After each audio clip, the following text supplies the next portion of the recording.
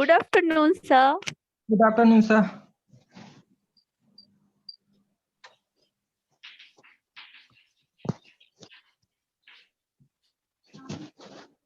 Good afternoon, sir.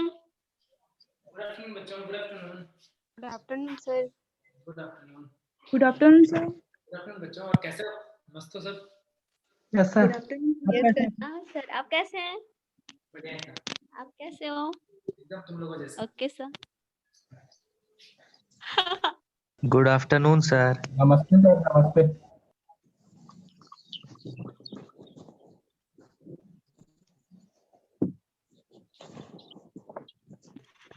Sir लेकिन clear नहीं दिख रहा है. सर दिखाई नहीं दे रहा. Yes, sir. Clear. वेट करो 1 मिनट अपने आप. Okay. Good afternoon, sir. Good afternoon. Good afternoon, बच्चे. और ना साउंड्स भी थोड़े कम आ रहे हैं ना. अभी स्टार्ट करेंगे ना. सर एक डाउट है. हाँ बच्चे बोलो. सर जो गन्ना मीठा क्यों होता है? गन्ना मीठा क्यों होता है? जी सर. दूसरे का तना मीठा नहीं होता. तुम खुद सोच के बताओ क्या क्या रीजन हो सकता है.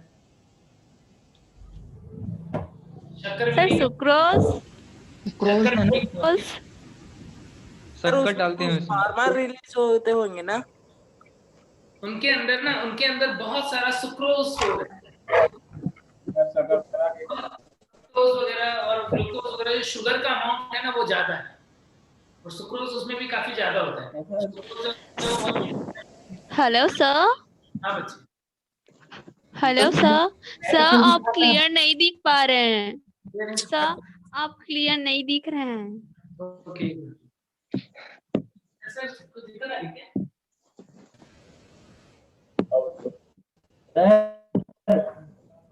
फिजिक्स वाले सर जो स्क्रीन पढ़ाते हैं उससे पढ़ाया करो सर. नहीं बनेगा उससे बायोलॉजी. क्यों नहीं बनेगा? एक बार पढ़ के देख चुके हैं ना. हाँ 1 टाइम हो चुका है क्योंकि. अच्छा कोई नहीं हो. इसी पढ़ेंगे चलो.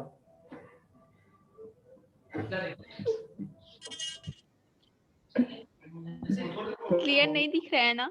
एक बार एक काम करते हैं सर. मुझे इसके कैमरे को सर आप टेलीपोर्ट हो रहे हो. आपको एक बार क्या था इसके ऊपर ये डस्ट होता है तो भी ऐसा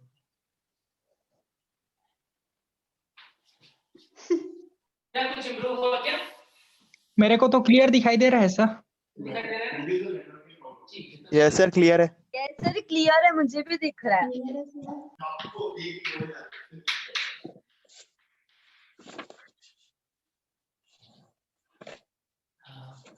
ठीक है चलो. तू भगवान है भाई. बच्चे मन की आंखों से जो देख रहा है वो उसे क्लियर दिख रहा है. मैं क्लियर दिख रहा हूँ क्या? बाकी चीज छोड़ो. मैं क्लियर दिख रहा हूँ क्या? Yes sir. ओके ठीक है. सर तो फिर मुझे अभी ना क्या ना प्रॉब्लम हो रही है. क्या माइक बंद कर लो पहले सब. हाँ ठीक है ना बच्चे. तो जो शुगर केन होता है उसके अंदर सुक्रोज का अमाउंट स्टेम के अंदर जो सेल्स होते हैं उनमें स्टोर्ड होता है काफी ज्यादा अमाउंट में, इसलिए वो मीठा लगता है as compared to other stem. उनके अंदर मोस्टली स्टार्च होता है. स्टार्च जो होगा ना वो ऐसा ज्यादा मीठा नहीं दिखेगा, नहीं लगेगा, लेकिन सुक्रोज जो है वो या ग्लूकोज फ्रक्टोज ये सब ज्यादा होंगे तो वो मीठा लगेगा. मुकेश का एक क्वेश्चन है. The term homothallic and monoecious are used to denote. Homothallic का मतलब एक ही थैलस के ऊपर मेल फीमेल दोनों बन रहे. मोनोशियस का भी मतलब क्या होता है? एक ही प्लांट के ऊपर मेल और फीमेल दोनों फ्लावर प्रेजेंट है. यानी क्या है वो बाइसेक्सुअल कंडीशन होगी, है ना. एक ही फंजाई की हाइफी के ऊपर मेल और फीमेल गैमेट बन रहे, है ना. तो क्या होगा? बाइसेक्सुअल. इसलिए सर गन्ने में सुक्रोज के लिए स्पेशल हार्मोन रहता होगा. हाँ वो तो मतलब वो तो हर प्लांट में होता तो हर प्लांट में, लेकिन कुछ के अंदर ज्यादा होता है कुछ में कम होता है. इस तरीके से काम करता है. तो अलग अलग प्लांट के अंदर वो मेटाबॉलिज्म अलग चलती है ना, इसलिए उनके अंदर सुक्रोज ज्यादा स्टोर हो जाता है. Okay sir. टिल्लू बोल रहा है कि सर आप हैंडसम लग रहे हो. हैंडसम एक साथ लिखो बच्चे. हैंडसम क्या होता है? सर ये गन्ने का अलग अलग कलर मतलब कुछ लाल होता कुछ हरा का है? देखो लाल जो होता है ना वो तो कुछ पर्टिकुलर डिजीज या पैथोलॉजी है। नॉर्मली गन्ने के अंदर लाल कलर नहीं होता है। यदि लाल कलर से अंदर पूरा होता जा रहा है तो कहीं ना कहीं कुछ फंगल इन्फेक्शन हो सकता है उसके अंदर, जिसकी वजह से वो रॉट हो रहा है या रेड कलर का हो रहा है। गन्ना नॉर्मली अंदर से रेड कलर का नहीं होता। सर सर बाहर हेलो हेलो सर सर बाहर से रेड कलर रहता है। हेलो सर हाँ बच्चे, सर कलर के लिए भी तो कोई हार्मोन जिम्मेदार होती है ना? किसके लिए किसके लिए? के लिए सर, कलर के लिए, रंग के लिए। कलर के लिए तो जैसे कि कलर के लिए पिगमेंट्स रेस्पॉन्सिबल होते हैं। यदि किसी प्लांट के अंदर क्लोरोफिल का अमाउंट कम है, कैरोटीनॉइड वगैरह ज्यादा है, तो उसका कलर ऑरेंज, येलो या रेड टाइप का हो सकता है। पिगमेंट्स पे डिपेंड करेगा। कल का टेस्ट तुम्हारा पोस्टपोन हो गया है। तुमको सर ने बताया होगा ना, कल का टेस्ट पोस्टपोन हो गया है, नेक्स्ट संडे को होगा। वो मैंने तुमको बताया था ना कि एक टॉपिक के लिए क्वेश्चंस बनाने में अभी कुछ वो चल रहा था प्रॉब्लम, तो इसलिए ना प्लानिंग यही हुआ है कि नेक्स्ट संडे को ही रखा जाए, है ना। टॉपिक दोनों फर्स्ट चैप्टर 11th का और 12th का फर्स्ट चैप्टर रहेगा। यस सर, हम लोग लेट से ज्वाइन किए ना। हाँ इसलिए भी ठीक है। चलो तो आगे कंटिन्यू करें चैप्टर। लास्ट लेक्चर में हमने बहुत सारे डाउट डिस्कस कर लिए थे, बहुत रेयरली बच्चों को पूछना कोई दिक्कत नहीं है। और अब हम टॉपिक को आगे कंटिन्यू करते हैं। बायोलॉजिकल क्लासिफिकेशन के अंदर आर्कीबैक्टीरिया के बारे में हमने पढ़ लिया था लास्ट लेक्चर में। अब आज हम कंटिन्यू करेंगे नेक्स्ट टॉपिक यूबैक्टीरिया, ठीक है। और हमने देखा था कि मेन क्राइटेरिया क्या था, 16S राइबोसोमल आरएनए सीक्वेंसिंग, जिसकी बेसिस पे आर्कीबैक्टीरिया और यूबैक्टीरिया को सेपरेट कर दिया गया था, है ना। अब यूबैक्टीरिया की बात करें तो सबसे हेलो सर। हाँ बच्चे बोलो बच्चे। सर जो आप बताए थे ना वो फ्लैजिला, वो 9+2 ऐसे करके, सर वो क्लियर समझ में नहीं आया था वो हम मेरे डिटेल को। में देखेंगे, थोड़ी देर वेट कर लो, वो हम डिटेल में देखेंगे, सारी बात बताऊंगा उसको, ओके सर। है ना, उसको वेट कर लो अभी। Okay thank you sir. ठीक है बच्चे। तो ये यूबैक्टीरिया में बैक्टीरिया टर्म की बात करते हैं। नॉर्मल बैक्टीरिया आते हैं इसके अंदर, तो बैक्टीरिया टर्म जो है वो किसने दिया था, पता है किसी को? Bacteria term was given by Ehrenberg. Ehrenberg था साइंटिस्ट का नाम जिन्होंने बैक्टीरिया टर्म दिया था। कुछ जनरल बातें कर रहे हैं हम। लार्जेस्ट बैक्टीरिया का नाम जानते हो क्या? लार्जेस्ट बैक्टीरिया कौन है? लार्जेस्ट बैक्टीरिया का नाम है रखना थायोमार्गरिटा। थायोमार्गरिटा नामीबियंसिस। थायोमार्गरिटा नामीबियंसिस। ऐसा लगता है कि अगर नाम सुन के कोई पिज्जा है, ये तो पिज्जा नहीं है। थायोमार्गरिटा, मार्गरिटा पिज्जा तो नाम लग रहा है। थायोमार्गरिटा नामीबियंसिस। और सेकंड लार्जेस्ट की बात करें अभी, तो एक बैक्टीरिया है जो थोड़ा फ्लेमिंगस लॉन्ग टाइप का होता है, इसके कंपेयर में लॉन्ग होता है, पुलोपिसिकम। ई से स्टार्ट होता है, ई साइलेंट है। पुलो हेलो सर। पिसिकम फिशलसन। क्लियर नहीं दिख रहा है सर। लार्जेस्ट बैक्टीरिया में सबसे बड़ा थायोमार्गरिटा नामीबियंसिस 850 माइक्रोमीटर के आसपास होगा। पुलोपिसिकम लगभग उतना ही बड़ा होता है, लंबा ज्यादा होता है, विड्थ कम होती है, 650-700 माइक्रोमीटर के आसपास होता है पुलोपिसिकम फिशलसोनी, ठीक है। ये बैक्टीरिया का नाम ध्यान रखना। लार्जेस्ट बैक्टीरिया में दो एग्जांपल तुम्हें देखने को मिलेंगे। स्मॉलेस्ट बैक्टीरिया बताओ, स्मॉलेस्ट बैक्टीरिया का नाम? माइकोप्लाज्मा। माइकोप्लाज्मा। यदि मैं स्मॉलेस्ट यू बैक्टीरिया पूछूंगा तो माइकोप्लाज्मा बोलोगे तो सही है। स्मॉलेस्ट यू बैक्टीरिया बोलूंगा तो माइकोप्लाज्मा बोलोगे तो सही है। यदि मैं स्मॉलेस्ट ऑर्गेनिज्म पूछूंगा तो माइकोप्लाज्मा बोलोगे तो सही है। लेकिन यदि हम यू बैक्टीरिया के अंदर भी देखते हैं, जनरल बैक्टीरिया एक अलग है, एक्टिनोमाइसीट्स अलग है, साइनोबैक्टीरिया अलग है। तो जो बैक्टीरिया वाला ग्रुप है उसके अंदर स्मॉलेस्ट बैक्टीरिया जो है उसका नाम है डायलिस्टर न्यूमोसिंटेस। डायलिस्टर न्यूमोसिंटेस। डायलिस्टर न्यूमोसिंटेस जो है वो स्मॉलेस्ट बैक्टीरिया है। माइकोप्लाज्मा स्मॉलेस्ट यू बैक्टीरिया बोलना ज्यादा ठीक रहेगा।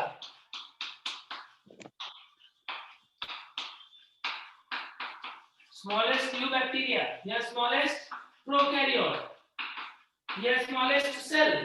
अब यदि ऑप्शन में डायरेक्ट नीमोसिंटेस नहीं मिले तो फिर भले ही तुम माइकोप्लाज्मा कर देना, कोई दिक्कत नहीं। ठीक है, क्लियर नहीं दिख रहा। हेलो नहीं सर। नहीं क्लियर हुआ सर क्लियर नहीं दिख। Yes sir. देखो Yes, sir, यू बैक्टीरिया में कौन आते हैं, यू बैक्टीरिया में आते हैं क्लियर नहीं bacteria, common bacteria, mycoplasma, cyanobacteria पहले पढ़ा था हमने, साइनोबैक्टीरिया, एक्टिनोमाइसीट्स, रिकेट्सिया, क्लेमाइडिया, ये सब आते हैं। Hello sir. बैक्टीरिया वाला जो ग्रुप है इसके अंदर स्मॉलेस्ट कौन होता है, इसके अंदर स्मॉलेस्ट होता है डायलिस्टर नीमोसिंटेस। लेकिन यदि ओवरऑल यू बैक्टीरिया में स्मॉलेस्ट की बात करें तो कौन होगा, माइकोप्लाज्मा।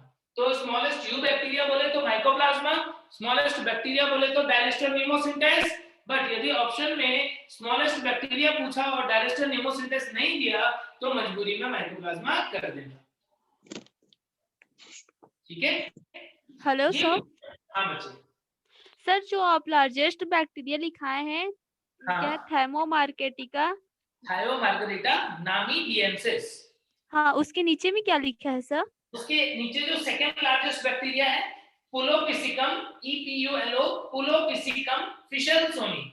सर्जन फिश में डिस्कवर हुआ था, इसीलिए उसे हम उसका ये नाम रखा हुआ है पुलोपिसिकम फिशरसोनी। साइज एक बार बताइए सर। सर ये फूलों में पाया जाता है।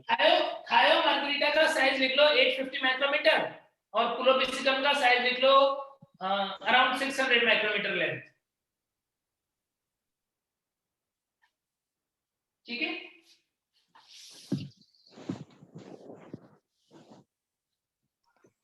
सर 600 किसका बताए? पुलोपिसिकम का। बताओ यदि कोई बैक्टीरिया का साइज 600 माइक्रोमीटर है तो वो नेकेड आई से दिखेगा क्या? No sir. No sir. 600 micrometer को mm में कन्वर्ट करके बताओ। सर 600 माइक्रोमीटर को mm में कन्वर्ट करके बताओ।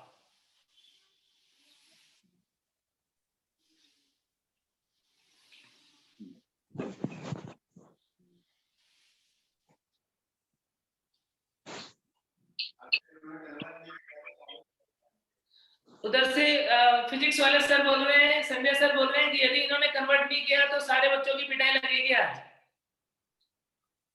यदि तुम लोग इसको सही से कन्वर्ट नहीं कर पाए तो फिजिक्स वाले लेक्चर में तुम्हारे मोबाइल में से एक हाथ बाहर निकलेगा, तुम्हारे गालों पे पड़ेगा सबके।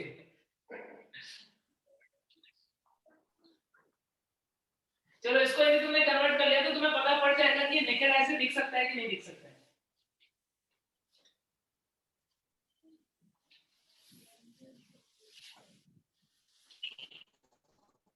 कोई तो बता दो सर।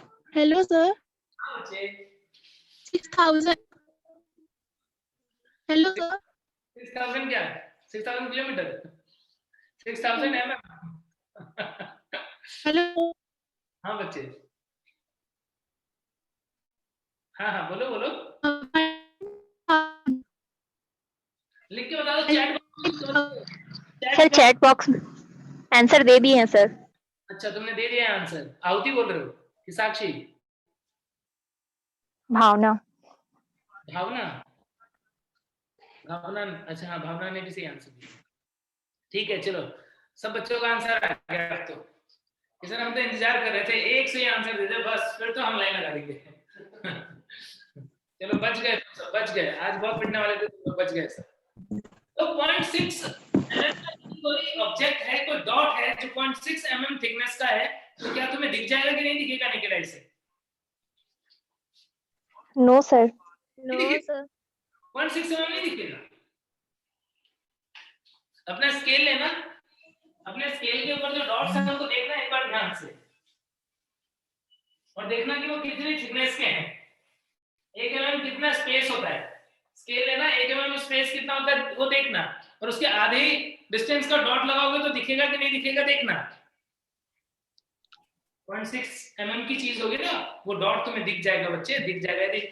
हाँ ये भावना ने सही बोला है, जिससे चश्मा लगा हुआ है ना इसलिए नहीं दिखेगा। ठीक है, चश्मा लगा हुआ है, चश्मा लगा के देखना ना, चश्मा तुम्हारा नेकेड है, चश्मा लगाने के बाद ही होता है। ठीक है चलो, तो इसका मतलब उनका साइज काफी बड़ा है। जो बैक्टीरिया के अंदर जो हमने लार्जेस्ट बैक्टीरिया पढ़ा उसका साइज इतना सफिशिएंट है कि वो हमें इवन नेकेड आई से भी बहुत ही थिन डॉट या लाइन की फॉर्म में दिख जाएगा ऑर्गेनिज्म। ठीक है, तो ये तो हाँ दिखेगा बच्चे, दिखेगा। पेन की निब की थिकनेस जो है वो 0.5 mm के आसपास होती है, बिल्कुल सही बोल रहे हो बच्चे। ठीक है, लॉजिक है, लॉजिक, सारी दुनिया लॉजिक पे चले, हर चीज रटने की नहीं है। चलो अब इसके बाद में यू बैक्टीरिया के अंदर हम पढ़ेंगे सबसे पहले जनरल बैक्टीरिया के बारे में। तो स्ट्रक्चर देखते हैं सबसे पहले, structure of bacteria. Structure of bacteria,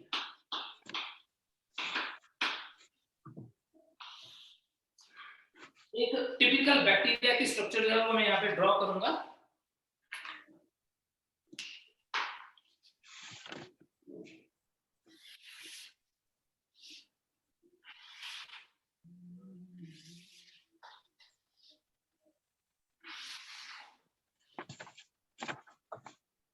ऐसा लग रहा है तुम्हें कि सर जो है वो रॉड शेप का एक बैक्टीरिया बना रहे हैं, बेसिलस टाइप का कोई बैक्टीरिया बना रहे हैं,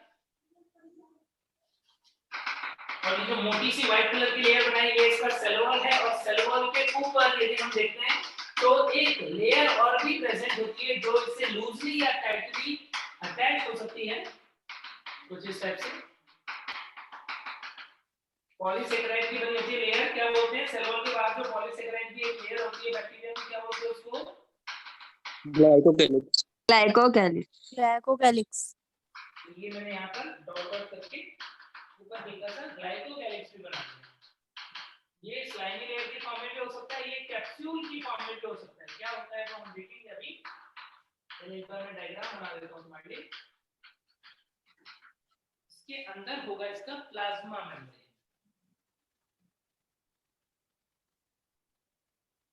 सेल वॉल और प्लाज्मा मेम्ब्रेन के बीच में जो स्पेस होता है, सेल वॉल और प्लाज्मा मेम्ब्रेन के बीच में जो स्पेस होता है,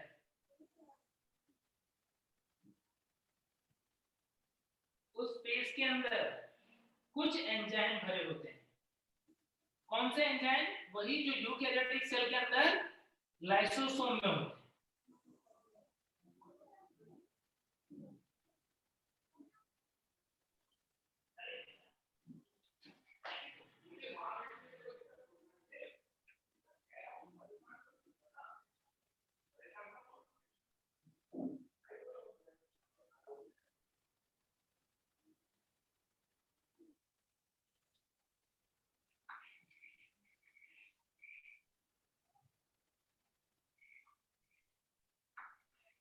मेम्ब्रेन की फोल्डिंग्स बनाई है मैंने।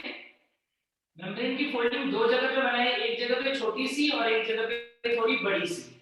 जो बड़ी वाली फोल्डिंग है वो इतनी अंदर तक है कि वो न्यूक्लियोइड से भी जाकर के, ये जो रेड कलर से बनाई न्यूक्लियोइड है उससे जाकर के भी अटैच हो गई।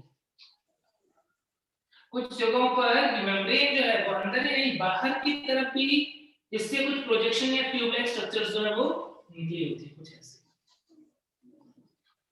एक से ज्यादा जगह पर हो सकती है। हर स्ट्रक्चर को एटलीस्ट एक बनाऊंगा ताकि तुम्हें दिख जाए क्या क्या प्रेजेंट होता है वो।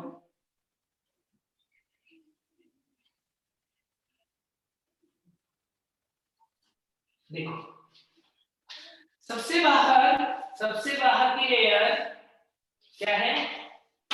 ग्लाइकोकैलिक्स।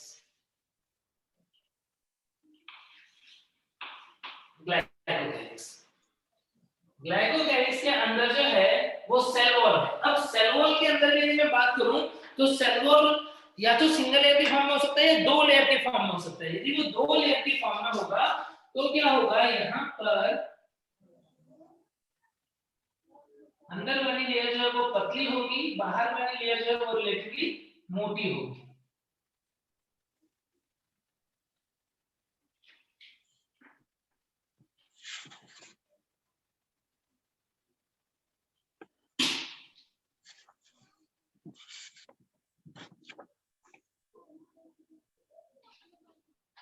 दो लेयर की फॉर्म में प्रेजेंट हो सकता है। तो मैं अभी दिख नहीं रहा होगा तो बात नहीं है, अभी तो मैं सिर्फ सेल वॉल नहीं लिख रहा हूं। यहाँ पर सेल वॉल के अंदर है प्लाज्मा मेम्ब्रेन। क्या कोई बच्चा मुझे बता सकता है कि प्लाज्मा मेम्ब्रेन और सेल मेम्ब्रेन में कोई अंतर है कि एक ही चीज है?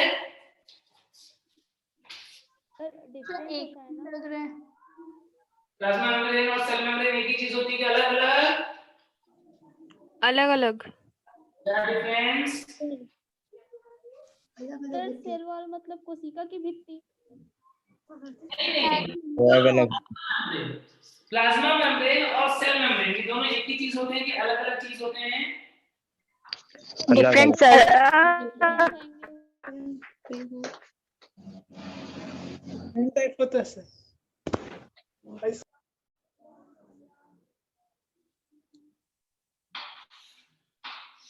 ये बनाया मैंने इसका प्लाज्मिड, ये बनाया है इसका न्यूक्लियोइड, यहाँ पे बना दिया मैंने राइबोसोम, और यहाँ पर देख रहे हो कि बहुत सारे राइबोसोम एक आरएनए से अटैच है जिसे हम बोलते हैं पॉलीराइबोसोम। यस, पॉलीराइबोसोम या पॉलीसोम्स भी बोलते हैं, पॉलीराइबोसोम जैसे पॉलीसोम भी बोल देते हैं। ठीक है, देन यहाँ पर मीसोसोम देख रहे हो, एक ये वाला मीसोसोम है, इससे हम बोलेंगे पेरिफेरल मीसोसोम, और ये वाला जो थोड़ा बड़ा सा लग रहा है ये है सेंट्रल मीसोसोम, सेंट्रल मीसोसोम। ये वाली स्ट्रक्चर जो है इसे बोलते हैं हम पिलाई या फिमरी भी बोलते हैं। इसके अलावा इसके अंदर प्रेजेंट हो सकता है कुछ ऐसा रिंग जैसा स्ट्रक्चर, बेसल बॉडी,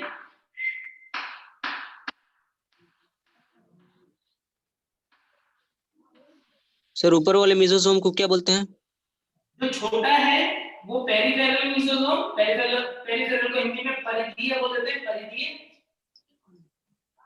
ये है इसका फ्लैजिला। सारे वर्ड्स जो उनकी हिंदी बताऊंगा अभी तुम्हें।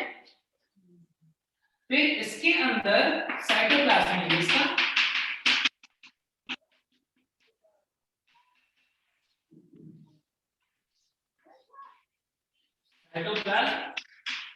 साइटोप्लाज्म के अंदर बहुत सारे पार्टिकल्स वगैरह, इंक्लूजन बॉडीज वगैरह हो सकते हैं, स्टोर फूड हो सकता है, ग्लाइकोजन वगैरह। सर सॉरी सर, मैं हेलो हाँ बच्चे, सर मैं ऑफलाइन हो गया था, थोड़ा टेक्निकल प्रॉब्लम। कोई बात नहीं बच्चे, अभी डायग्राम ड्रॉ करो, अभी मैं तुमको एक्सप्लेन करूंगा एक एक डिफरेंस बताए ना एक पॉइंट और सेल मेम्ब्रेन के बीच। क्या क्या प्लाज्मा मेम्ब्रेन और सेल मेम्ब्रेन के बीच डिफरेंस नहीं होता है कोई भी प्लाज्मा मेम्ब्रेन या सेल मेम्ब्रेन एक ही बात है। श्रेया बच्चे ने अभी आंसर दिया है, सेल मेम्ब्रेन को ही प्लाज्मा मेम्ब्रेन बोलते हैं। सर मैं भी बोली हूँ। हाँ, तुम कौन हो? लेकिन मैं तो तुम्हें जानता ही नहीं, आवाज से नहीं पहचान पा रहा। प्रियंका। प्रियंका, बिल्कुल सही बोलते हो प्रियंका तुम। सर लेकिन अलग अलग नाम क्यों है इसमें? ऐसे ही बोल सकते हैं, या तो सेल को कवरिंग कर रहा है या प्रोटोप्लाज्म को कवरिंग कर रहा है, दोनों में से कुछ भी बोल सकते हो, कोई दिक्कत नहीं है।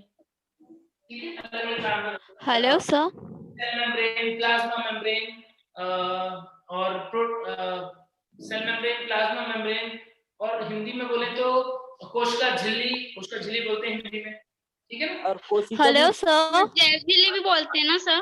सर इसको तो आप सेल वॉल को ही सेल मेम्ब्रेन बोलते हैं। नहीं सेल वॉल तो बाहर वाली लेयर, प्लाज्मा मेम्ब्रेन अंदर वाली लेयर। अब सर सेल वॉल तो लिखवाएं क्या? क्या बच्चे, सेल वॉल अलग होता है, अभी डिटेल में बात कर लेंगे। सेल वॉल कोशिका भित्ति होती है और प्लाज्मा मेम्ब्रेन कोशिका झिल्ली होती है, अभी हम बात करेंगे बच्चे डिटेल। सर सेंट्रल ये मीजोसोम के बगल में क्या लिखे हैं आप? सेंट्रल मीजोसोम के बगल में ये, उसके बगल में आपके, हाँ जी सर।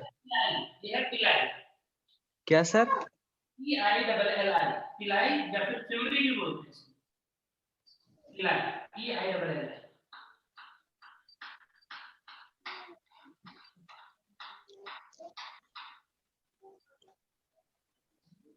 यदि मेम्ब्रेन के ऊपर ऐसे बहुत सारे पिगमेंट लगे हुए हो तो इस स्ट्रक्चर को बोलते हैं हम क्रोमेटोफोर। क्रोमेटोफोर।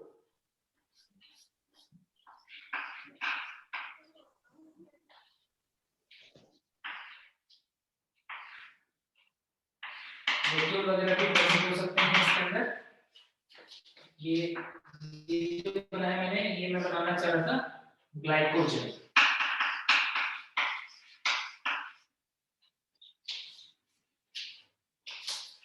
ये एक जनरल से स्ट्रक्चर बना दिया मैंने।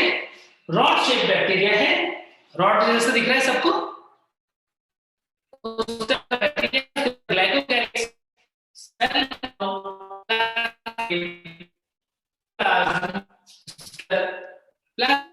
न्यूक्लियोइड राइबोसोम्स कुछ मेम्ब्रेन में, कुछ साइटोप्लाज्म के अंदर हैं। और मेम्ब्रेन की folding, peripheral mesosome, central mesosome, पिलाई, और उसके अलावा फ्लैजिला वगैरह है। ठीक है। Hello sir. Hello sir. हाँ बच्चा। सर सच में सर नहीं, हाँ, कुछ भी क्लियर नहीं दिख रहा है सर, कुछ भी क्लियर नहीं दिख रहा है, पूरा ब्लर आ रहा है। नहीं दिख रहा है। पूरा ब्लर हो गया है सर। यस सर, अभी कुछ नहीं दिख रहा है सर।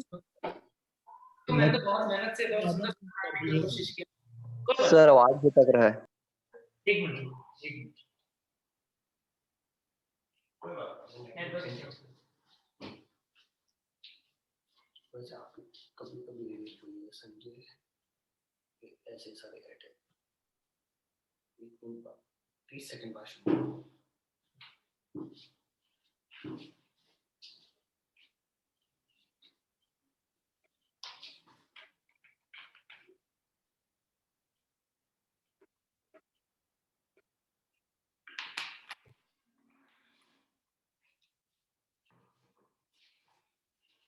ओके क्या कनेक्ट?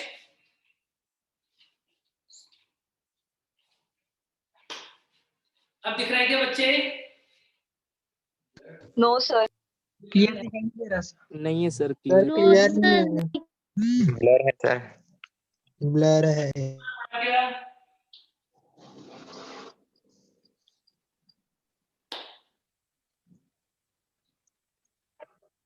यस सर, धीरे धीरे हो रहा है क्लियर। हाँ सर, अब क्लियर है सर। नेटवर्क का ही इशू है, वो अभी ऑटोमेटिकली हो जाएगा करेक्ट, चिंता मत करो। अभी थोड़ा नेटवर्क का इशू था, इससे फर्क नहीं पड़ेगा।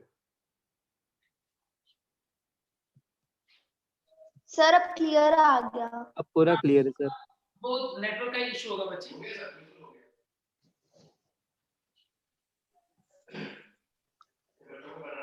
हाँ ये ड्रॉ करना होगा बच्चे, ड्रॉ करो।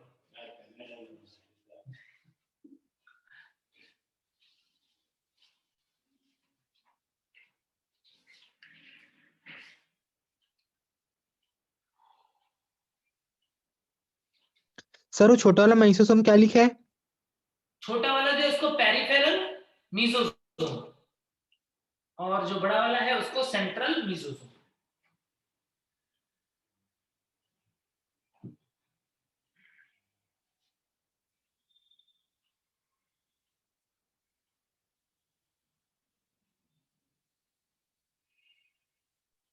सर हाँ बच्चे। सर ये जो प्लाज्मा मेम्ब्रेन है उसके बाद क्या है? प्लाज्मा मेम्ब्रेन के बाद में प्लाज्मिड। प्लाज्मिड सर हिंदी में क्या बोलते हैं?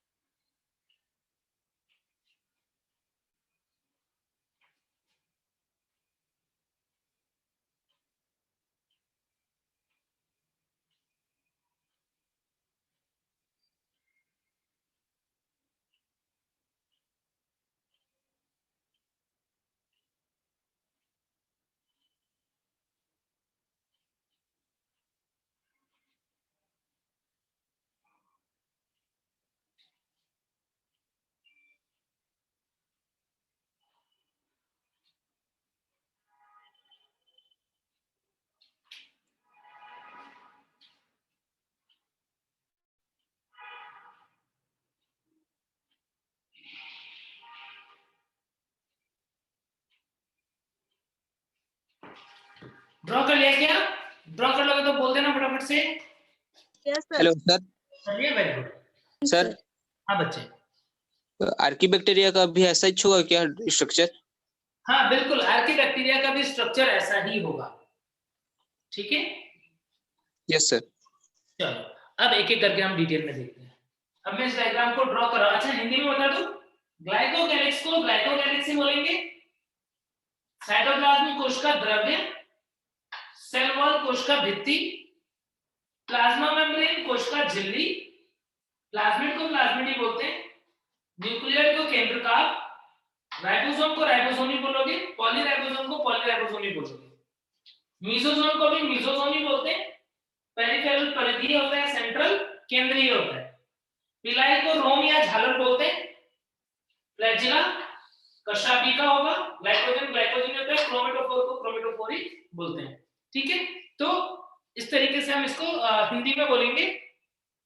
और एक बात और बता दूं कि अब जो बात मैं डिस्कस करूंगा ना, ये चीज तुम्हें कहां पर मिलेगी? Cell the unit of life वाला चैप्टर है ना, उसके अंदर जो प्रोकैरियोटिक सेल के बारे में दिया हुआ है वहां पे मिलेगी। मतलब मोनेरा जो चैप्टर है यहाँ पर, यदि बायोलॉजिकल क्लासिफिकेशन की बात करें तो उसमें इंडिविजुअल बैक्टीरिया के स्ट्रक्चर को डिटेल में डिस्कस नहीं किया हुआ है। लेकिन जब भी तुम बायोलॉजिकल क्लासिफिकेशन के क्वेश्चन करोगे तो वहां पर बैक्टीरिया के इंडिविजुअली जो नाम लिखे, इनके रिलेटेड डिटेल में क्वेश्चन आ सकते हैं।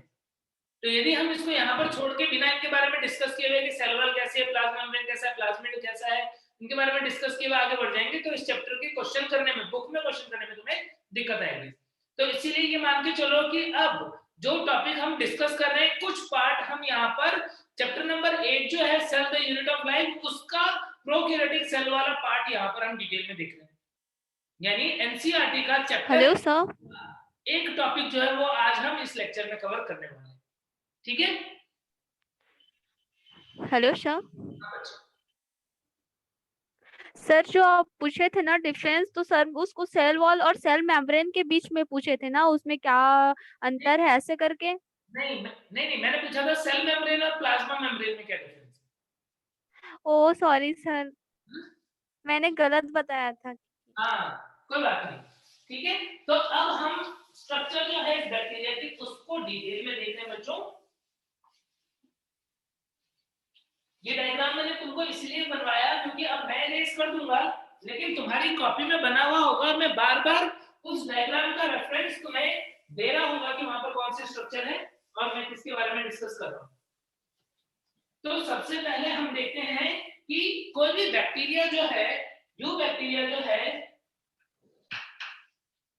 स्ट्रक्चर ऑफ यू बैक्टीरिया, या सीधे बैक्टीरिया लिख देता हूं।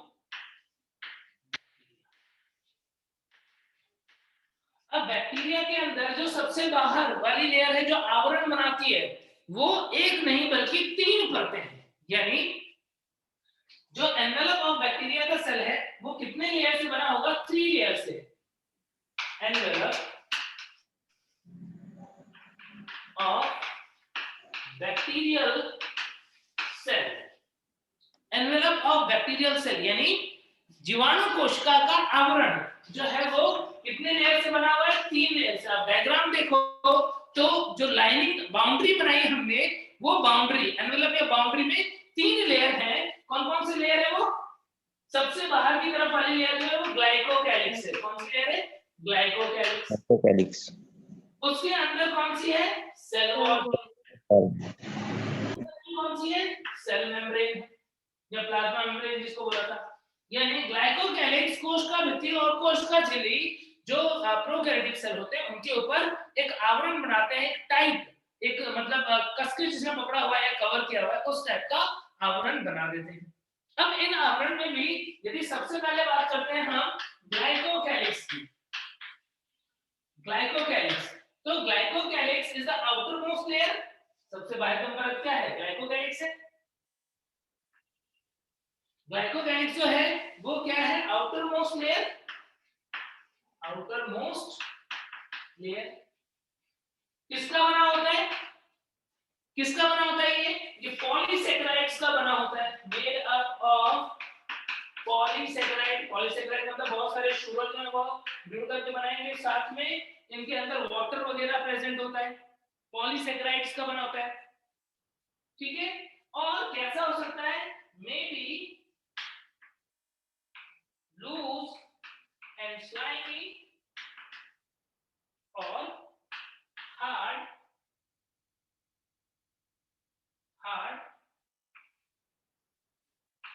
layer, hard and tight layer, hard and tight बोल सकता हूं।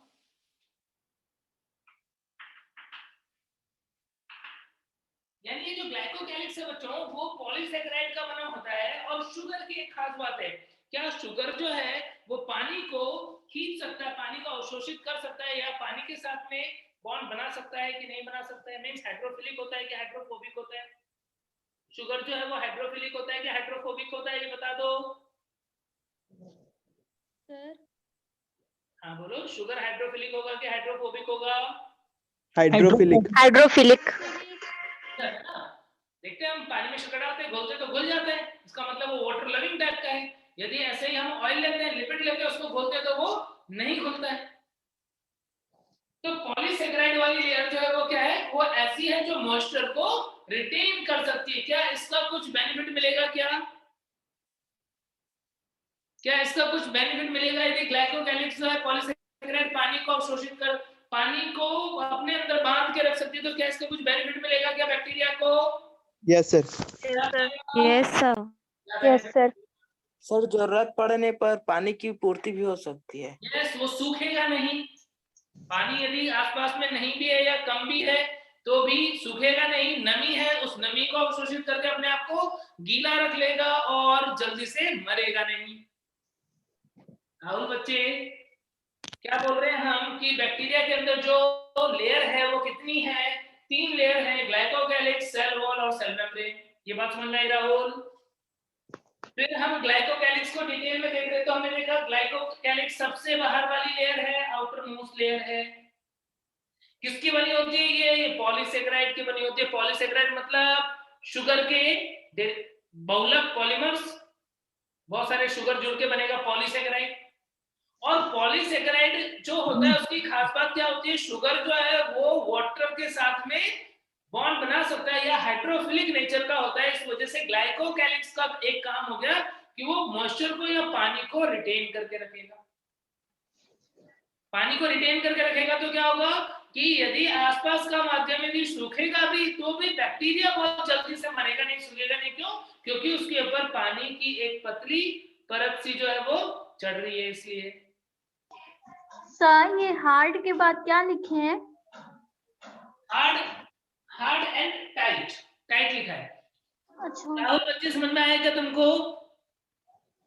Yes sir. ठीक है, तो सर लास्ट वाली लाइन एक बार फिर से हिंदी में समझाइए ना। Yes sir, last one. कि जो बैक्टीरिया की सेल वॉल अभी हमने ड्रॉ की थी, उस बैक्टीरिया की सेल वॉल के ऊपर हमने यहाँ पर एक लेयर बनाया था कुछ इस तरह। ये लेयर को हमने बोला ग्लाइकोकैलिक्स, तो ये आउटर मोस्ट लेयर है, पॉलीसेकेराइड का बना हुआ है। अब यहाँ पर यदि पानी है, यहाँ पर पानी है तो क्या होगा, बैक्टीरिया जो है वो जल्दी से सूखेगा नहीं, ड्राई नहीं होगा। इसको इंग्लिश में बोलते हैं डेसिकेशन। यानी ग्लाइकोकैलिक्स का काम है बैक्टीरिया को डेसिकेशन से बचाना, सूख कर नष्ट होने से बचाना। ग्लाइकोकैलिक्स का काम क्या हो गया? हेल्प्स या protect the bacteria from desiccation. क्या काम हो गया? Protect the bacteria from desiccation. Hindi में लिखोगे क्या कि बैक्टीरिया को सूख कर नष्ट होने से बचाता है। क्यों? क्योंकि वो एक गीली परत बना देगा बैक्टीरिया के ऊपर, इसीलिए वो बैक्टीरिया को सूख कर नष्ट होने से बचाता है ग्लाइकोकैलिक्स। क्या ये बात समझ में आ गई सब बच्चों को? राहुल? यस सर आ गया इस बार। ठीक है, अब ये जो हमने बोला अभी क्या कि ये हो सकता है 2 टाइप का, या तो लूज और स्लाइमी हो सकता है या फिर हार्ड और टाइट हो सकता है। 2 टाइप का हो सकता है।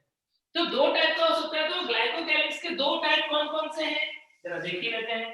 ग्लाइको, अभी एक बच्चे ने बोला कि ग्लाइकोकैलिक्स को कैप्सूल भी बोलते हैं क्या, एक बच्चे ने पूछा अभी जस्ट।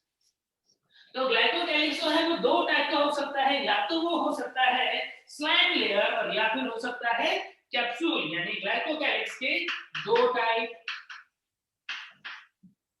टाइप्स हैं। कौन कौन से? पहला है स्लाइम लेयर और दूसरा है कैप्सूल। स्लाइम लेयर या कैप्सूल। स्लाइम लेयर को हिंदी में बोलते हैं अवपंक परत। अवपंक परत। स्लाइम लेयर का हिंदी क्या है? अवपंक परत। और कैप्सूल का हिंदी क्या होता है? संपुटिका।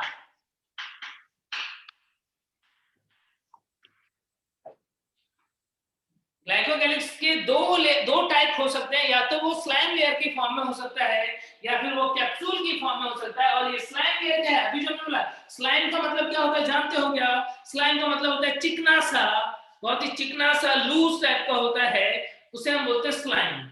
यानी जैसे मिट्टी में जैसे पानी में काई होती है ना, काई, तो वो काई टाइप का जो होता है वो होता है स्लाइम। चिकना सा होगा और चिपचिपा सा होगा तो वो होगा स्लाइम। तो स्लाइम लेयर कैसा है? ये स्लाइमी है। स्लाइमी का मतलब चिपचिपा सा है। Slimy and loose layer. Slimy और लूज वाली लेयर कौन सी है? स्लाइमी मतलब चिकनी चिपचिपी सी और ढीली सी जो परत है उसे हम स्लाइम लेयर बोलते हैं। जबकि टफ एंड हार्ड परत जो होती है, टफ एंड हार्ड लेयर जो होती है वो कौन सी होती है? वो कैप्सूल होती है। स्लाइम लेयर कैसी होगी? स्लाइमी एंड लूज होगी। और कैप्सूल कैसा होगा? कैप्सूल टफ और हार्ड होगा। स्लाइम लेयर जो है यदि वो चिपचिपा सा है तो क्या कॉलोनी बनाने में हेल्प कर देगा क्या? बोलो। यदि स्लाइम लेयर चिपचिपी सी परत है तो क्या बहुत सारे बैक्टीरिया एक दूसरे से चिपक करके कॉलोनी बना सकते हैं क्या? जैसे मान लो एक बना सकते हैं सर। सिंगल कोकाई के ऊपर स्लाइम लेयर है, चिपचिपी सी परत है, तो इसके बाद कोई दूसरा बैक्टीरिया आया, तीसरा बैक्टीरिया आया, तो वो सब क्या चिपक सकते हैं क्या उस स्लाइम लेयर की वजह से? Yes sir. हेल्प कर सकता है। यस। तो इसका फंक्शन क्या हो जाएगा स्लाइम लेयर का अलग से? Help in colony formation, colony निर्माण में हेल्प करता है। कॉलोनी को हम निवाह भी बोलते हैं हिंदी में। जबकि कैप्सूल जो होता है वो टाइट लेयर है और इसका काम क्या होता है बच्चों? ये जो टाइट लेयर होती है इसने सेलुलोज के ऊपर एक ऐसी लेयर बनाई हुई है जिससे कि ये क्या हो जाता है? चिकना सा हो जाता है। चिकना सा हो जाता है। चिकना मतलब स्लाइमी वाला चिकना नहीं, स्मूथ हो जाता है। कैप्सूल देखा तुमने? हम जो दवाई में कैप्सूल खाते हैं। Yes sir. Yes yes sir. ये कैसे होती है? थोड़ी हार्ड होती है और एकदम स्मूथ टाइप की होती है कि नहीं? यस सर होती है। वैसे ही यहाँ पर स्मूथ टाइप का लेयर हो जाता है कैप्सूल के अंदर और हार्ड होता है और टफ होता है। और इसका काम क्या होता है? कैप्सूल का काम क्या होता है बता सकते हो क्या? तुमने अपने जीवन में कैप्सुलेटेड और अनकैप्सुलेटेड बैक्टीरिया के बारे में कभी ना कभी पढ़ा है? पढ़ाई क्या सर कैप्सुलेटेड और अनकैप्सुलेटेड? हेलो सर, ये कठोर होता है जिससे कठोर होता है जिससे मतलब ये सुरक्षित मतलब कोई बैक्टीरिया को पत्थर से फोड़ने वाला तो वो सुरक्षित रहेगा इस लेयर की वजह से, ऐसा होगा क्या? सर ये दूसरे मतलब बैक्टीरिया के ना इम्यून सिस्टम से ना में जाता है। वेरी गुड बच्चे, बिल्कुल सही बोल रहे हो। क्या होता है देखो, याद करो तुमने अपने जीवन में पढ़ा था किसका एक्सपेरिमेंट? ग्रिफिथ का एक्सपेरिमेंट। कि ग्रिफिथ ने जब डीएनए के लिए सर्च किया, जेनेटिक मटेरियल के लिए सर्च किया, तो उसने बैक्टीरिया की 2 स्ट्रेन ली थी, एस स्ट्रेन और R strain. Yes sir. Yes sir. Yes sir. S strain जो है वो कैसा था? एस स्ट्रेन जो है वो स्मूथ स्ट्रेन था, वो कैप्सुलेटेड था और वो बहुत खतरनाक स्ट्रेन था जिसकी वजह से चूहा मर जाता था। क्या मैं सही बोल रहा हूँ? Yes yes sir. Yes sir. क्योंकि आर स्ट्रेन जो है वो ज्यादा खतरनाक नहीं था और वो बैक्टीरिया को नहीं और वो चूहे को नहीं मार पाता था, है ना? Yes sir. आपको याद है ये बात? तो बस वही कंसेप्ट यहाँ पर अप्लाई करो कि कैप्सुलेटेड बैक्टीरिया जो है वो चूहे को मार देता था। कैप्सुलेटेड बैक्टीरिया जो है वो चूहे को मार देता था। आखिर क्यों चूहे को मार देता था? क्योंकि चूहे का इम्यून सिस्टम हार मान लेता था, हार जाता था किससे? Capsulated bacteria. जबकि वही नॉन कैप्सुलेटेड बैक्टीरिया था तो चूहे का इम्यून सिस्टम उस नॉन कैप्सुलेटेड बैक्टीरिया से हार नहीं मानता था बल्कि उस बैक्टीरिया को मार देता था। तो कैप्सूल ने क्या किया? कैप्सूल ने बैक्टीरिया को क्या बना दिया? स्ट्रॉन्ग बना दिया। और होस्ट के इम्यून सिस्टम से भी बचा लेता है उसको, ताकि बैक्टीरिया जो है वो अपने आप को जिंदा रख पाए उस होस्ट की बॉडी के अंदर भी, और वो क्या करे, उसे नुकसान पहुंचाता रहता है, अपनी कॉपी बनाता रहता है। यानी यदि किसी भी जीव के अंदर कैप्सुलेटेड बैक्टीरिया की एंट्री हो गई तो कैप्सुलेटेड बैक्टीरिया ज्यादा खतरनाक होगा। क्यों खतरनाक होगा? कैप्सूल ने क्या किया बताओ? कैप्सूल ने इम्यून के होस्ट सिस्टम से उससे बचा लिया। इसका फंक्शन क्या है? Capsule protect bacteria from. Sir इसी के कारण निमोनिया रोग हो जाता है ना चूहे को। निमोनिया जो हो जाता है वो कैप्सुलेटेड वाले बैक्टीरिया होते हैं।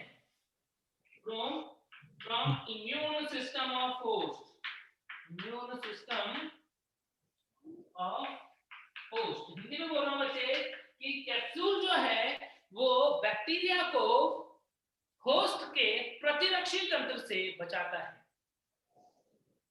कैप्सूल जो है वो क्या करता है? जीवाणु को होस्ट यानी पोषक के प्रतिरक्षी तंत्र से बचाने का काम करता है, प्रोटेक्ट करता है। इसीलिए कैप्सुलेटेड बैक्टीरिया जीवों के लिए ज्यादा खतरनाक हो जाते हैं। क्या बात क्लियर हो गई? सर वन टाइम और रिपीट कीजिए। ऐसा मान लो ये इसका सेल वॉल है ना, यहाँ पर कुछ एंटीजन थे, कुछ ऐसे एंटीजन जिसे हमारा WBC पहचान लेता है। मान लो ये WBC है तो WBC क्या करेगा? ये जो एंटीजन ऊपर दिख रहे हैं इन्हें पहचान लेगा और इस बैक्टीरिया को मार देगा। लेकिन ऐसा मान लो कि कैप्सूल वाली लेयर ने क्या किया? इसके ऊपर एक ऐसा लेयर बना दिया जिससे कि वो एंटीजन छुप गए। अब ये WBC जो है वो इसके एंटीजन को, यहाँ पर जो एंटीजन था उसको पहचान नहीं पा रहा है। ये बैक्टीरिया आराम से घूम रहा है, पुलिस वाले जो है वो मुंह देख रहे हैं, पता ही नहीं पड़ रहा कि ये चोर है, और ये बैक्टीरिया है ये आराम से घूम पा रहा है बॉडी में, अपनी कॉपी बना रहा है, अपने टॉक्सिन्स बना रहा है और जीवों को नुकसान पहुंचा रहा है। तो कैप्सूल की लेयर ने क्या किया? इस बैक्टीरिया को किससे बचा लिया? हमारे इम्यून सिस्टम से, पुलिस वालों से बचा लिया। ठीक है, समझ गए ना बच्चे? Hello sir. हाँ बच्चे। सर कैप्सूल वाला एक बार और रिपीट कीजिए तो। कैप्सूल जो होता है वो एक टफ लेयर होता है, स्मूथ लेयर होता है और हार्ड लेयर होता है, जो कि बैक्टीरिया को पोषक जो है, होस्ट जो है, उनके इम्यून सिस्टम से बचाने का काम करता है, जिसकी वजह से कैप्सुलेटेड बैक्टीरिया ज्यादा खतरनाक हो जाते हैं। सर इसका मतलब ये है कि कैप्सूल में 3 टाइप की लेयर होती हैं, टफ, हार्ड और स्मूथ? नहीं, एक ही लेयर है, लेकिन वो लेयर किस टाइप की है? वो टफ है, मतलब चिपचिपी सी, लूज नहीं है, ढीली सी नहीं है, इजीली निकलेगी नहीं। हार्ड है वो, और ऊपर से चिकनी भी है, स्मूथ है। सर हाँ सर, जो ग्लाइकोकैलिक्स है वो बैक्टीरिया को किसी चीज से चिपकने में हेल्प करता है ना सर? देखो स्लाइम लेयर ने क्या किया? चिपकने में हेल्प किया बैक्टीरिया को, आपस में भी, और चिपचिपी परत होगी तो किसी चीज से भी चिपकने में हेल्प कर सकता है। ये भी अपनी सही है जो तुम बोल रहे हो। चिपचिपा लेयर होगा तो स्लाइमी का मतलब क्या है? चिपचिपा। तो चिपचिपा लेयर है तो किसी चीज से चिपकने में हेल्प कर सकता है, लेकिन किससे? मेनली वो बैक्टीरिया को आपस में चिपक के कॉलोनी बनाने में हेल्प करता है। किसी सरफेस पे चिपकने में कौन हेल्प करता है? पिलाई, रोम या झालर। हाँ, ये क्वेश्चन आया था सर। हाँ ठीक है, ओके सर। चलो ठीक है। तो ये तो पहली लेयर होगी कौन सी? ग्लाइकोकैलिक्स। अब दूसरी लेयर की बात करते हैं, सेल वॉल। दूसरी लेयर की बात करें हम बैक्टीरिया की सेल वॉल। और बैक्टीरिया की सेल वॉल के बारे में कुछ बातें तो हमने पहले भी की हुई है कि इसका सेल वॉल जो है वो नॉन सेलुलोजिक होता है। इसका सेल वॉल नॉन सेलुलोजिक होता है, आर्की बैक्टीरिया से अलग भी होता है। बात की थी ना हमने, इनका बैक्टीरिया से अलग होता है क्या? क्या अलग होता है बताओ? उनका सेल वॉल आर्की बैक्टीरिया के सेल वॉल से कैसे अलग होता है बताओ, बोलो। सर, आर्की बैक्टीरिया की सेल वॉल सूडोपेप्टिडोग्लाइकॉन की बनी होती है। हाँ, जो बैक्टीरिया की सेल वॉल पेप्टाइडोग्लाइकन की बनी होती है। सेल वॉल हिंदी में कोशिका भित्ति बोलेंगे। कोशिका भित्ति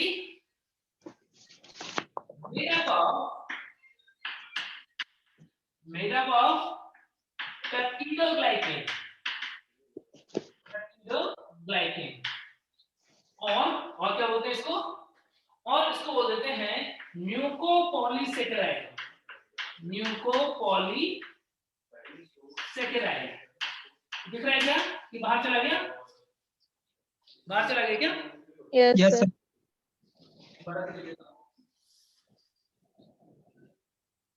पेप्टाइडोग्लाइकेन और म्यूकोपॉलीसेकेराइड और म्यूरिन,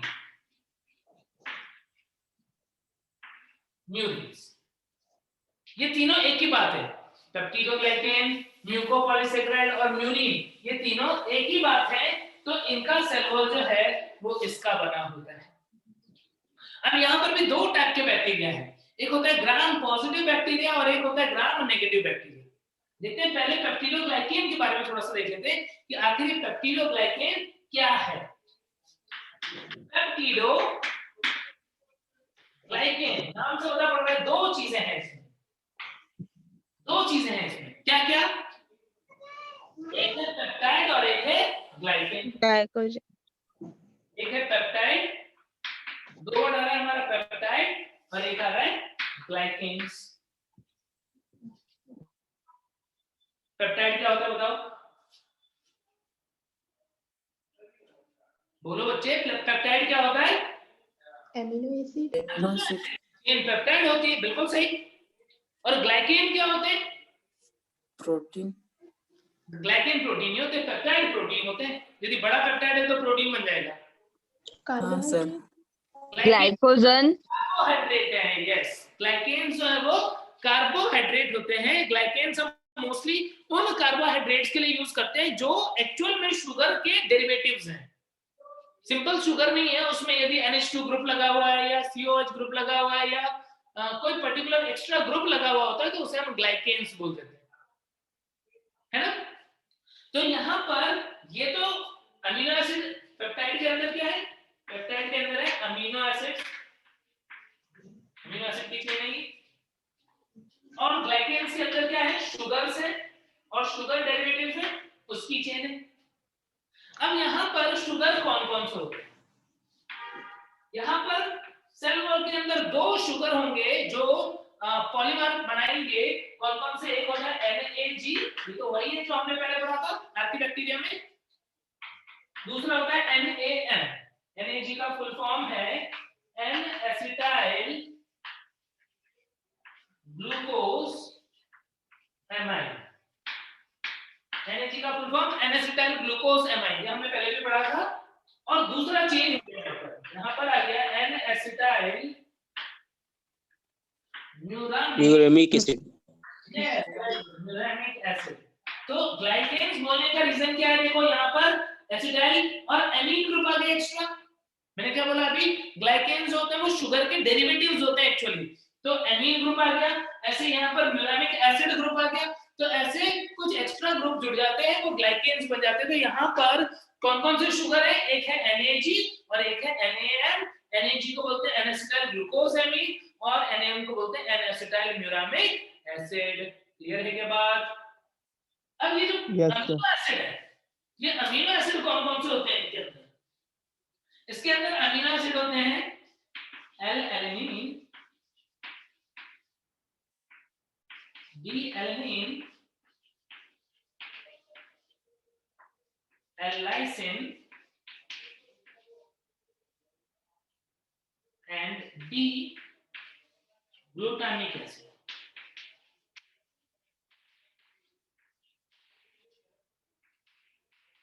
मेनली ये चार अमीनो एसिड जो है वो इनकी सेल वॉल में प्रेजेंट होते हैं। L-alanine, D-alanine, L-lysine and D-glutamic acid। ठीक है, L और D लीवो और डेक्स्ट्रो से रिलेटेड होता है, जो आइसोमर्स तुम पढ़ते हो उसके रिलेटेड है, स्टीरियो आइसोमर्स। तो यहाँ पर बच्चों क्या देखा तुमने? यहाँ पर तुमने देखा कि सेल वॉल जो है वो पेप्टिडोग्लाइकेन का बना होता है। अभी तक तुम रट रहे थे, बट आज तुम्हें पता पड़ गया कि नाम क्यों रखा हुआ है, क्योंकि इसके अंदर दो चीजें हैं, एक पेप्टाइड है और एक ग्लाइकेन है। पेप्टाइड मतलब अमीनो एसिड का पॉलीमर। कौन कौन से अमीनो एसिड होंगे? ये सारे होंगे। और ग्लाइकेन्स मतलब शुगर का पॉलीमर होगा। कौन कौन से शुगर होंगे? NAG और NAM होंगे। क्लियर हो गई क्या बात? समझ में आ रहा है क्या? हाँ सर बच्चे, ये एल लाइसिन के बाद डी का क्या है? D alanine. L levo rotatory होता है, डी डेक्स्ट्रो रोटेटरी होता है। एल फॉर्म डी फॉर्म होते हैं ना अमीनो एसिड के वो, ठीक है, आइसोमर्स वगैरह। देन इसके बाद में ये अरेंज कैसे होते हैं वो देखो। होता क्या है, शुगर की चेन बनती है। शुगर की चेन कैसे? जैसे NAG, मान लो ये NAG है, थोड़ा छोटा बनाता हूं। हेलो सर, फिर से क्लियर नहीं दिख रहा है सर, फिर से ब्लर आ रहा है। बच्चे वो हो जाएगा, बीच में नेटवर्क का थोड़ा सा वो रहता है ना, वो अभी हो जाएगा। Okay sir.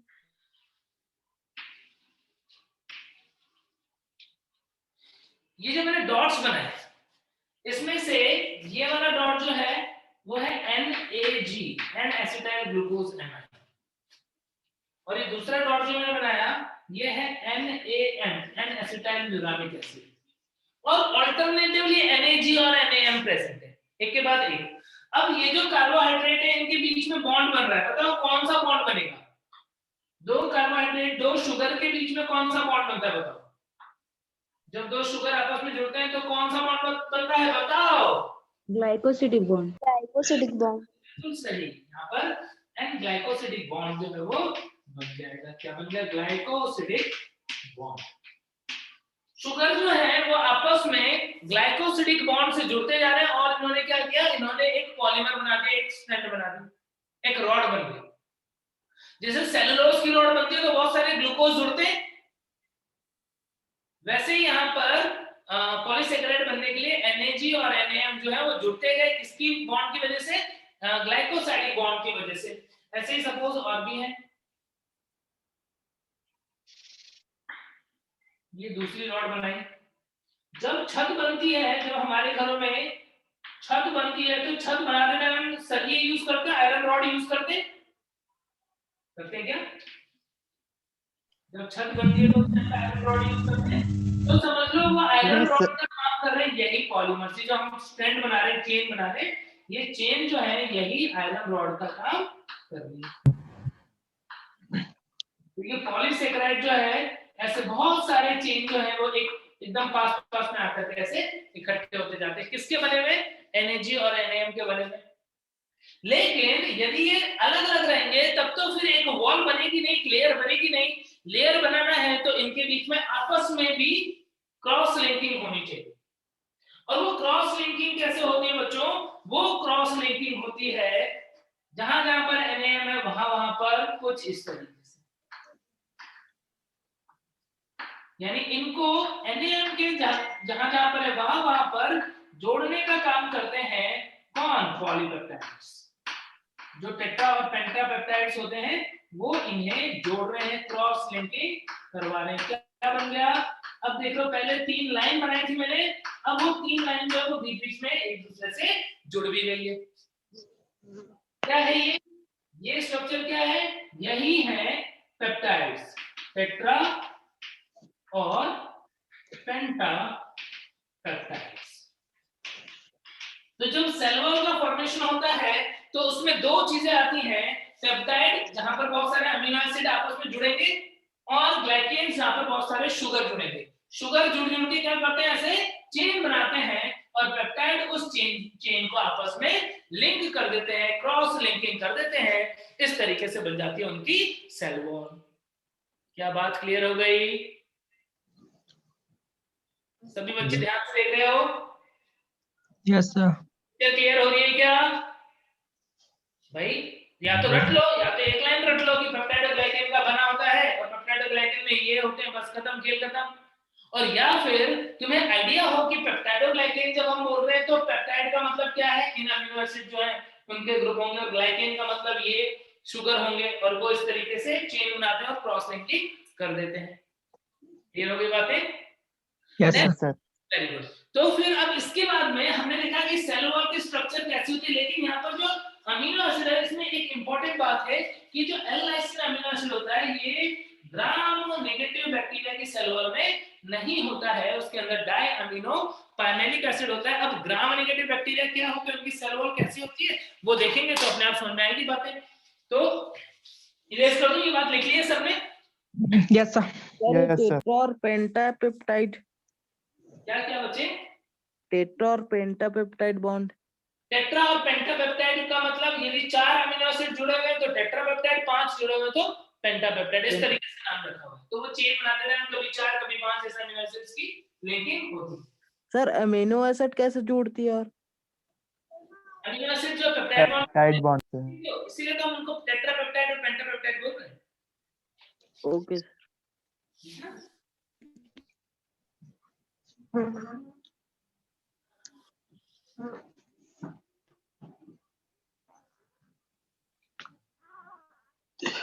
सर, बच्चे और ये ओनली टेट्रा और पेंटापेप्टाइड ही बना सकती है और आगे, या फिर जितना चाहे उतना बन जाता है?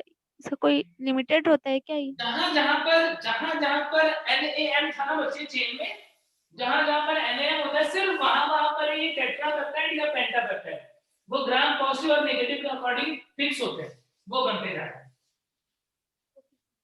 जहां पे NaN होगा उन जगहों पर ही होगा, और ग्राम पॉजिटिव और नेगेटिव में अलग अलग होता है, फिक्स होता है। ठीक है, अब यहाँ पर देखो सेल वॉल के अंदर यदि हम बात करें कि ग्राम पॉजिटिव और ग्राम नेगेटिव बैक्टीरिया, दो बैक्टीरिया है, gram positive and gram negative. अभी ग्राम का मतलब क्या है? ग्राम जो है वो साइंटिस्ट के नेम पे है क्रिश्चियन ग्राम, उनके नाम के अकॉर्डिंग ये ग्राम बैक्टीरिया है। ग्राम पॉजिटिव जो क्रिश्चियन ग्राम ने जो स्टेन बताया उस स्टेन से यदि वो स्टेन हो जाते तो उसे ग्राम पॉजिटिव, जैसे HIV पॉजिटिव का मतलब क्या? HIV पॉजिटिव, कोविड पॉजिटिव का मतलब क्या? इसको कोरोना है, कोरोना टेस्ट किया, रिजल्ट पॉजिटिव आ गया, मतलब जो PCR टेस्ट कर रहे थे उससे पता पड़ गया। तो वैसे ही यदि हमने इन साइंटिस्ट का बनाया हुआ डाई डाला और उस डाई से बैक्टीरिया दिखने लग गया तो ग्राम पॉजिटिव, यदि उस डाई से नहीं दिख रहा किसी और से दिख रहा है तो ग्राम नेगेटिव। तो ग्राम स्टेन की वजह से इसका नाम रखा हुआ है ग्राम पॉजिटिव और नेगेटिव। ग्राम पॉजिटिव बैक्टीरिया जो है इसके अंदर cell wall is bilayer, single layer. Gram positive bacteria जो होता है उसके अंदर सेल वॉल जो होता है वो सिंगल लेयर होगा, एक परतीय एकल परतीय, और ग्राम नेगेटिव बैक्टीरिया के अंदर कैसा होगा? बाइलेयर होगा। कैसे? जैसे ग्राम पॉजिटिव बैक्टीरिया है तो उसके अंदर सिर्फ म्यूकोपॉलीसेकेराइड होता है और ग्राम नेगेटिव के अंदर लाइपोपॉलीसेकेराइड होता है। क्या कोई बच्चा मुझे बता सकता है यदि पता हो तो कि ग्राम नेगेटिव और ग्राम पॉजिटिव बैक्टीरिया की सेल वॉल में किसकी सेल वॉल थिक, किसकी cell wall thin? Gram positive और नेगेटिव बैक्टीरिया में बताओ कौन से बैक्टीरिया की सेल वॉल ज्यादा मोटी होगी? Gram negative. Gram negative? Gram negative. Gram negative बोलो। डबल है इसलिए। तो हम एक बार एक एग्जांपल ले लेते हैं कि टिल्लू को जानते हो सब बच्चे?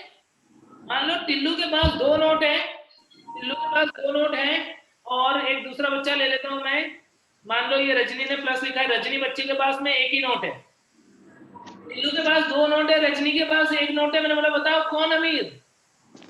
टिल्लू। टिल्लू अमीर? टिल्लू अमीर? मैंने बोला कि अच्छा तो टिल्लू जरा अपना नोट दिखाओ, तो टिल्लू ने अपने पॉकेट में से 10-10 के 2 नोट निकाल दिए, ये रहे। और मैंने बोला रजनी तुम्हारे पास जो नोट है वो दिखाओ, तो रजनी ने 500 का नोट निकाल दिया।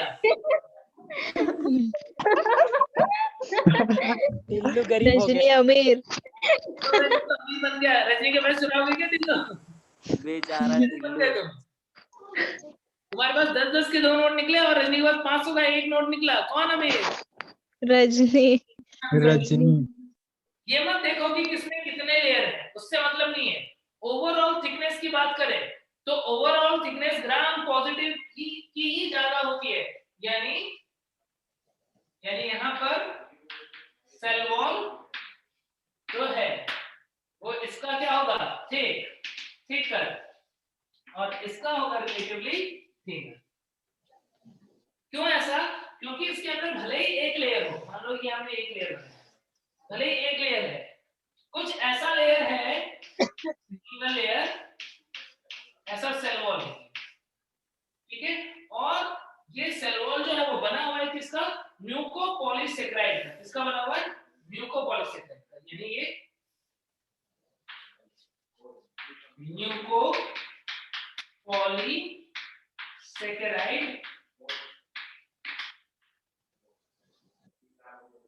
म्यूकोपॉलीसेकेराइड लेयर,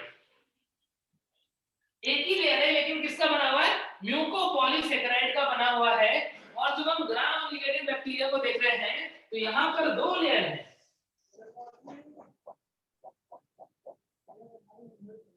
कुछ इस तरीके से,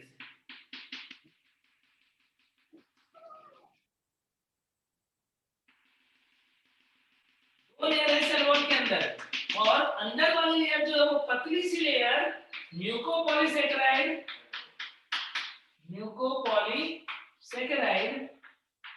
और बाहर वाली जो रिलेटिवली मोटी लेयर है वो है लाइपोपॉलीसेकेराइड।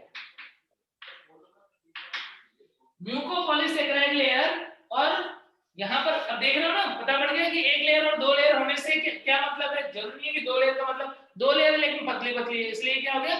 थिन हो गया। ये एक ही लेयर है लेकिन मोटी है, क्या हो गया? थिक हो गया। तो ग्राम पॉजिटिव बैक्टीरिया जो होते हैं उनकी सेल वॉल में सिर्फ क्या होता है? म्यूकोपॉलीसेकेराइड लेयर प्रेजेंट होती है, बट वो मोटी होती है। और ग्राम नेगेटिव बैक्टीरिया के अंदर लाइपोपॉलीसेकेराइड और म्यूकोपॉलीसेकेराइड दो लेयर होती है, लेकिन दोनों लेयर कैसी होती है? पतली होती है। उन दोनों में भी यदि तुम्हें पूछेंगे कि बताओ कौन सी लेयर ज्यादा पतली, कौन सी थोड़ी मोटी है, तो म्यूकोपॉलीसेकेराइड लेयर पतली होती है और लाइपोपॉलीसेकेराइड लेयर आउटर बाहर की तरफ और मोटी होती है। लिपिड कंटेंट की बात करें तो यहाँ पर म्यूकोपॉलीसेकेराइड लेयर के अंदर टोटल लिपिड कंटेंट अराउंड 10% होता है और इसके अंदर टोटल लिपिड कंटेंट अराउंड 90% होता है। बहुत ज्यादा लिपिड है। क्या बात क्लियर हो गई? सर एक बार और रिपीट कीजिए तो वन टाइम। वापस से रिपीट कर रहा हूँ। जब हम सेल वॉल या कोशिका भित्ति की बात कर रहे हैं तो ग्राम पॉजिटिव बैक्टीरिया में it is made of one layer, single layer होता है, एकल परतीय होता है। ग्राम नेगेटिव में दो परतीय होता है, डबल लेयर्ड होता है। But The single mucopolysaccharide layer is much thicker, बहुत मोटा होता है as compared to gram negative. Gram negative में जो दो लेयर है उसमें अंदर वाली लेयर, ये इनर लेयर है जो नीचे बनाया मैंने, वो बनी होती है म्यूकोपॉलीसेकेराइड की, और बाहर वाली लेयर जो वो बनी होती है लाइपोपॉलीसेकेराइड की। और लिपिड कंटेंट में बहुत ज्यादा अंतर होगा। ग्राम नेगेटिव में 90% के आसपास लिपिड होगा और जबकि ग्राम पॉजिटिव में सिर्फ 10% के आसपास लिपिड होगा। अब ये जो सेल वॉल की स्पेसिफिक स्ट्रक्चर है, इसकी वजह से क्या होता है? स्टेन्ड बाय ग्राम स्टेन। जो ग्राम अभिरंजन है उससे स्टेन हो जाएगा ग्राम positive bacteria and gives blue और violet colour.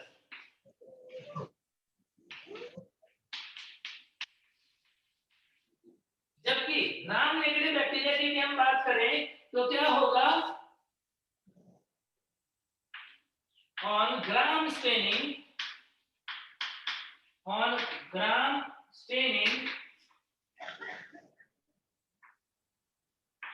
Stand by counter stain. जो दूसरा स्टेन होगा क्रिस्टल वायलेट के अलावा एंड गिव्स रेड और पिंक कलर। तो ग्राम स्टेन से जब हम स्टेन करेंगे तो ग्राम पॉजिटिव का कलर जो है वो वायलेट आएगा, जबकि ग्राम नेगेटिव का कलर कौन सा आएगा? पिंक आएगा। क्लियर है बात? सर क्या बोले? जब हम ग्राम अभिरंजन करेंगे, ग्राम स्टेन जिसकी बेसिस पे हमने ये नाम ग्राम पॉजिटिव और ग्राम नेगेटिव दिया है, यदि हम उस स्टेन से स्टेन करेंगे तो ग्राम पॉजिटिव का कलर कैसा आएगा? वायलेट आएगा, जबकि ग्राम नेगेटिव का कलर कैसा आएगा? पिंक या रेड आएगा। सर एक ग्राम अभिरंजन क्या होता है? ग्राम अभिरंजन बहुत डिटेल में देखेंगे। साइंटिस्ट ने क्रिस्टल वायलेट यूज किया था स्टेन करने के लिए। कैसे स्टेन करते हैं, क्या होता है, वो हम देखेंगे अभी। इसके अलावा और डिफरेंसेस थोड़े से बता रहा हूँ।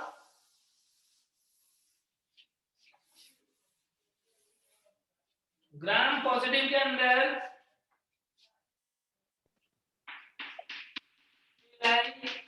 is less in number, जबकि ग्राम नेगेटिव के अंदर pili are more frequent. Gram positive के अंदर पिलाई जो होते हैं वो कम होते हैं, रोम या झालर जो है वो कम होते हैं, जबकि ग्राम नेगेटिव के अंदर रोम या झालर जो है वो ज्यादा होते हैं। ऐसे मीजोसोम का उल्टा है, ग्राम पॉजिटिव के अंदर mesosome is less or less developed, mesosomes are more, ज्यादा फोल्डेड, ज्यादा डेवलप होते हैं।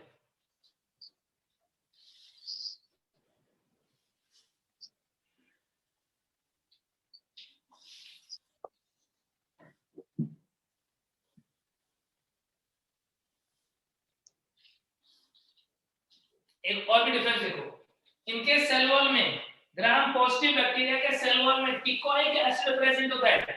एक केमिकल का नाम ध्यान रखना, ग्राम पॉजिटिव के अंदर teichoic acid present in cell wall, जबकि ग्राम नेगेटिव में टिकोइक एसिड एब्सेंट। एक और भी डिफरेंस, DAPA क्या होता है? DAPA di amino pimelic acid, di amino pimelic acid gram negative में होता है एब्सेंट, और DAPA ग्राम पॉजिटिव में होता है एब्सेंट, और DAPA जो होता है वो ग्राम नेगेटिव में होता है present. Di amino pimelic acid जो है वो ग्राम नेगेटिव में प्रेजेंट होता है।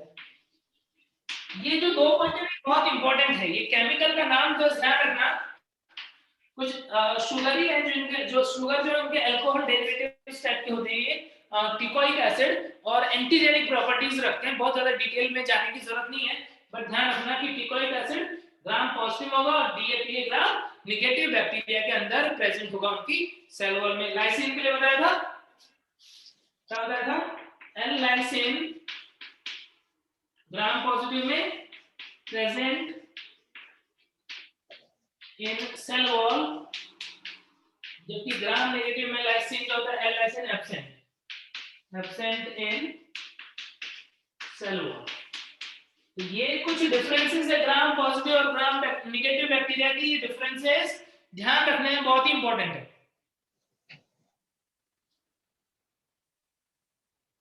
सर DAPA का full form? Di amino pimelic acid. Di amino pimelic acid जो है वो ये केमिकल का नाम है जो इनकी सेल वॉल में प्रेजेंट होता है, जिसमें ग्राम नेगेटिव में, ग्राम पॉजिटिव में नहीं।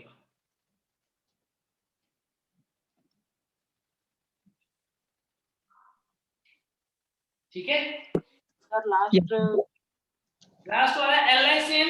अभी हमने जो 4 अमीनो एसिड के नाम लिखे थे याद करो, अभी थोड़ी देर पहले ही पेप्टाइड के नीचे 4 अमीनो एसिड के नाम, तो हमने एलाइसिन लिखा था, बट वो एलाइसिन सिर्फ ग्राम पॉजिटिव में होगा, ग्राम नेगेटिव में नहीं होगा। ठीक है, अब ग्राम स्टेनिंग कैसे करते हैं उसके बारे में हमें देखना होगा नेक्स्ट लेक्चर में। ठीक है, तो कंटिन्यू करेंगे इसे नेक्स्ट लेक्चर में। तब तक मंडे को तब तक अच्छे से पढ़ लेना, इतना पार्ट पूरा अच्छे से कंप्लीट करना। और अभी जो आज जो पढ़ा रहा हूँ और नेक्स्ट लेक्चर में जो पढ़ाऊंगा वो तुम्हें मिलेगा 8th chapter cell the unit of life, उसके अंदर। ठीक है, तो वहां पर तुम देख सकते हो उसे, जो प्रोकैरियोटिक सेल है वहां वाले, उस वाले पोर्शन के अंदर। चलो थैंक यू सर। ठीक है, चलो बाय बाय बच्चों। टिल्लू कौन अमीर है पता पड़ गया तुम्हें? Yes sir. Yes sir. जरूरी नहीं है जिसके पास ज्यादा है वही हो। हाँ सर, हाँ बच्चे, मीजोसोम को बैक्टीरिया का श्वसन अंग है ना? हाँ बिल्कुल सही बोल रहे हो बच्चे। मीजोसोम जो है वो बैक्टीरिया को श्वसन में हेल्प करेगा, रेस्पिरेशन में। और सर ऑब्लिगेट एनारोब्स मतलब? सर ऑब्लिगेट एनारोब्स मतलब? ऑब्लिगेट का मतलब होता है कंपल्सरी, ऑब्लिगेट का मतलब होता है कंपलसरी, यानी उसके पास कोई दूसरा ऑप्शन नहीं है और दूसरा कोई विकल्प नहीं है, उसे हम बोलते हैं ऑब्लिगेट। ऑब्लिगेट एनारोब का मतलब, एनारोब मतलब अवायवीय है, जो ऑक्सीजन के बिना रेस्पिरेशन करता है। तो ऑब्लिगेट एनारोब्स कौन होंगे? जो कंपल्सरीली यानी कि हमेशा बिना ऑक्सीजन के ही रेस्पिरेशन करेंगे, यानी एनारोबिक रेस्पिरेशन ही करेंगे। ठीक है, okay sir, thank you. Okay बच्चों, चलो बाय बाय बच्चों, फिर मिलते हैं। Thank you sir. Okay sir, thank you sir. Bye bye sir.